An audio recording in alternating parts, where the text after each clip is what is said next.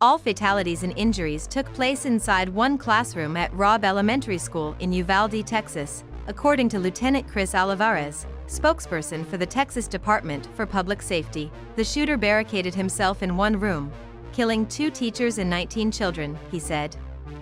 Just goes to show you the complete evil from this shooter, Olivares told CNN's John Berman and Shimon Percupex.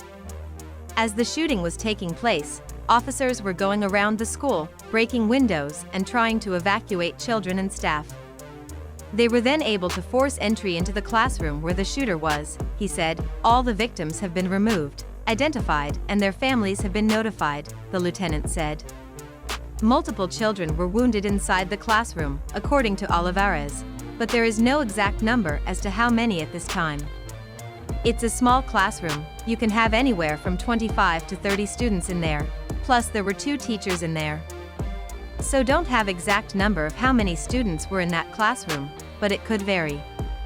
It was a classroom setting, a typical classroom setting where you have mass groups of children inside that classroom all together, with nowhere to go, Olivares said. Olivares said there was no chase with law enforcement before the shooter crashed a car near the school. When asked if the school was a target, Olivares said there are still a lot of unanswered questions. We're trying to determine that. That's why we're working with FBI right now to kind of look back to see if there were any indicators, any red flags, looking at social media. What we know about the shooter is that he is a resident here in Uvalde. He did attend one of the local high schools. He lived with his grandparents, was unemployed, no friends, no girlfriend that we can identify at this time, no criminal history, no gang affiliation as well, he said.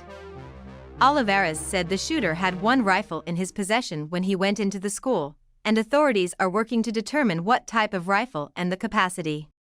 The shooter was wearing a tactical vest carrier with no ballistic panels, so typically those type of carriers are used by tactical teams, SWAT teams, where they can place magazines, extra ammunition inside those carriers and be able to move in a tactical formation, Olivares said. Olivares said his grandmother, whom the shooter shot beforehand, is still alive and authorities are trying to locate his grandfather and immediate family members.